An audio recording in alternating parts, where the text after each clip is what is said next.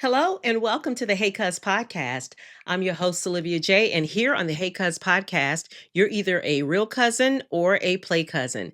Well, today we don't have any cousins on. It is just you and me. And I want to talk to you just a little bit about 3 ways to cultivate joy in the face of adversity right after this.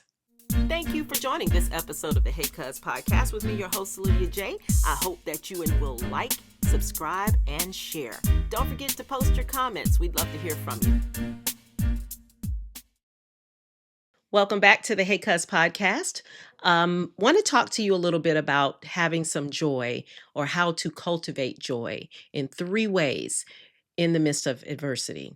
People are always going through things, whether we know it or not. And in today's news cycle, we can hear and see just about any and everything all the time, especially when we're talking social media. And it is very important for you and I to learn how to cultivate joy in the midst of or in the face of adversity. Sometimes the adversity that we face is not even our own, it may be the adverse um, viewpoints of others, or it may be adversity that we feel because we know someone else is going through. But whatever the case, you're going to have to hold on to your joy. And there are 3 ways that I think are important to developing a way to cultivate that. It's not always easy. Doesn't mean that problems go away. Doesn't even mean that things necessarily get better. It just means that you won't lose the thing that keeps you standing. So, first, we have to know what joy is and what joy is not. Joy is not happiness. Happiness is it's temperamental. Like you go shopping, someone says something to make you laugh, um, or you get some good news about something and it makes you happy in the moment. But happiness is something that we hear a lot about because people are superficial a lot of times, to be honest with you. I mean, there are people who can say, "Oh, I'm so happy for you." Have you ever had anybody tell you that? "I'm just so happy for you." And they really are not happy for you. Well, in the same way, you can be happy and fool yourself because it's shallow. It's not joy. Joy is more consistent. It is different. Happiness depends on circumstances. Joy does not. Joy is a choice. It's a mindset. It's a source of strength. Happiness is not. Happiness is an emotion. Joy is a little bit more substantive and it is sustainable if you learn to cultivate it. Let's talk about one of 3 things.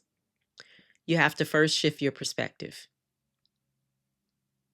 Shifting perspective also involves finding purpose in the pain that you're experiencing right now, if that's the case. Sometimes we have to reframe the challenges as opportunities to grow because, like I said before, all of our challenges are different. Some people are suffering loss in ways that you and I could never imagine, and other people are suffering something that you and I may would consider minor, but it's major to them. I remember once when my daughter was a little girl and she was stressed about a particular toy that she had. It wasn't doing the thing that she wanted it to do. And in that moment, she was acting out as though her world was coming to an end. I mean, this was crushing her. And I remember thinking, this is not a big deal. But before I could even say something to her that was contrary, I could just hear a voice telling me, don't do that.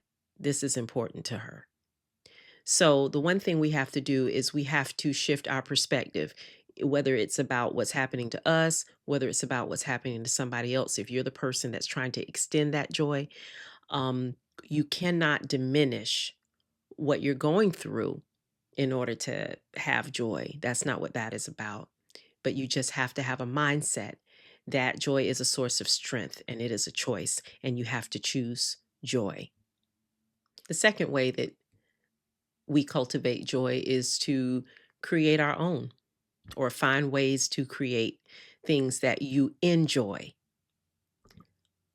You may not have money, right? You may not have the means to go somewhere or do something, but what do you have around you? A lot of times I believe that I hear from the Lord and He will say, is there something that you have around you? What do you have in your hand? What do you have? What do you have around you? You may not be able to go and spend a whole lot of money on this or that, but what do you have around you that can give you joy in the moment? For some, it might be, cleaning up that space in your house that you hadn't had a chance to clean up and get rid of. Maybe it's a time for you to go and seek out other people who may need you for something. There, I want to say that I believe that maybe 95% of how we can cultivate joy is helping someone else who is going through a thing. It might be something as simple as them needing a ride. I'm not telling you to pick up hitchhikers, but it might be someone that you know that needs something that you have right there in your house, or a skill that you have already that you haven't even offered and they don't even know that you can. It may be that you have everything that you need. Everything in your house is already done, but maybe you can go and mow somebody else's lawn. I've done that. Maybe you can go and cut down the neighbor's bush. I've done that too. I like tools, and I think we talked about that. I talked about that in one of my podcast episodes. But there are ways that you can cultivate joy and find ways to lift your own spirit, because you're responsible for how you think about a thing. You can't change the circumstance, but you can change how you react to it. And I know that is something you've heard before, but that's the difference between being happy and emotion and having joy, which is sustainable if you practice having it, if you continue to operate in certain things. You know, you have to also learn to I don't want to get caught up in point three. I just want to talk about finding ways to uplift yourself. I do a radio show. For those of you that may not listen to the show, I play music that uplifts and encourages people. And I remember maybe about 5, 6 years in doing this radio show, my husband and I, maybe 7 years, we were going through a financial time, and it was really tough for us. And it was in that space that we were nearly, it seemed, losing everything that we had. I mean, we are business owners, and so we've been through the hills and valleys of that. But at the time, I was doing this encouraging and uplifting radio syndication, and I had to find the courage to encourage while I was discouraged. And we were leaders in a community organization at the time.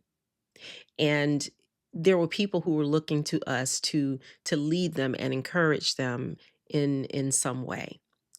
And I just every time we'd get together, I would just say, God, I don't know how to find the courage. How do I find the courage to encourage while I'm discouraged? Well, the one thing I learned is having joy requires you to be selfless. Happiness may sometimes seem selfish because not everyone is happy at the same time. But joy affects the things outside of you. It can affect the people around you. Someone is happy. They scream, they yell, they dance, they do all the things. But joy is something that without words, it resonates, and people can sense that from you. And that's the space that we're all going to have to be in. You're going to have to smile when you really want to say something.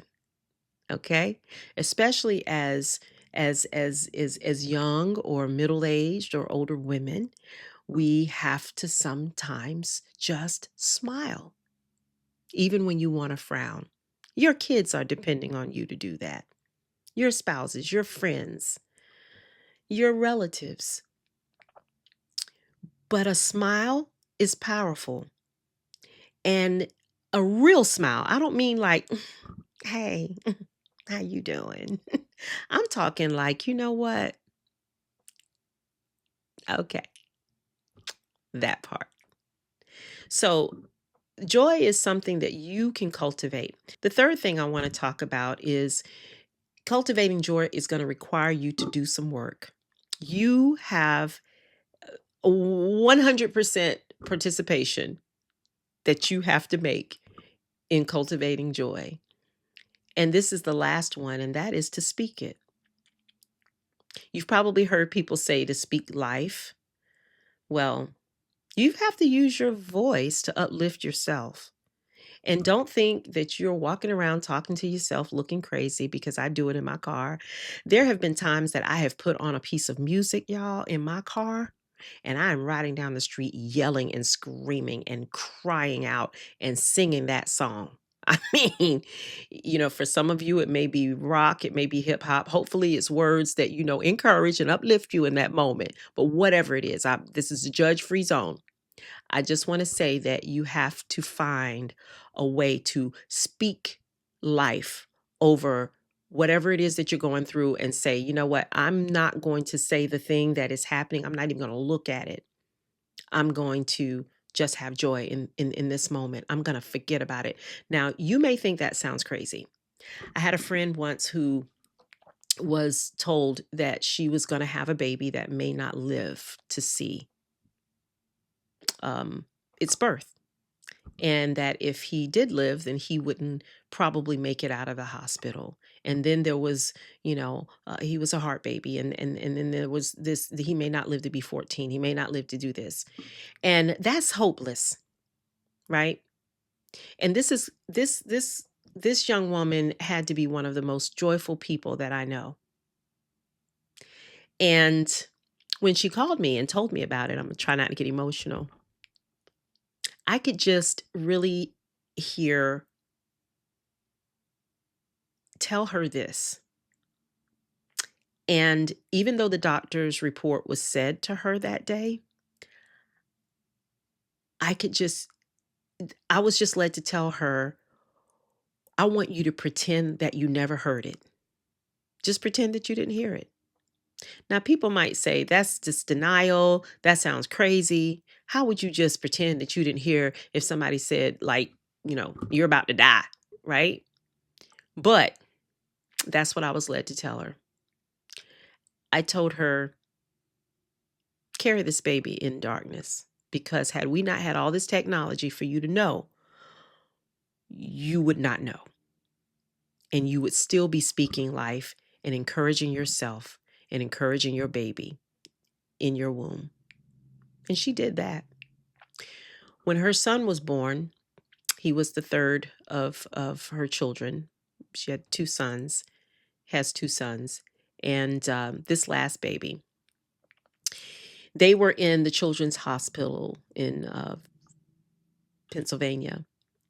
And that baby was, and this is not to hurt anyone who has suffered loss in this area. This is just about someone who I know who cultivated joy during a difficult time, and I was in that space with her.